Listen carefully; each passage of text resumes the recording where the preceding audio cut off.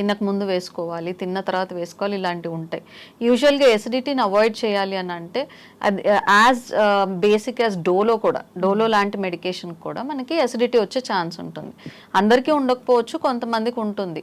So ఈ medications particularly antibiotics కావచ్చు, డోలో ఇలాంటివి కావచ్చు, మెట్ఫార్మిన్ లాంటి మెడికేషన్ ఇవి కంపల్సరీ ఫుడ్ తీసుకున్న తర్వాత టాబ్లెట్ వేసుకోమని చెప్తాం. ఖాళీ పొట్టతో మనం టాబ్లెట్ వేసుకున్నాము అంటే చాలా వాటికి ఎసిడిటీ వస్తుంది. ఓన్లీ ఎసిడిటీ ఉంటుందా? మేజర్గా ఎసిడిటీ ఉంటుంది. అవి ఎప్పుడు వస్తాయంటే ఆల్రెడీ కాంప్లికేషన్స్. ఈ డయాబెటిక్ మెడికేషన్ వాడినంత మాత్రాన కిడ్నీ ప్రాబ్లమ్స్ రావు.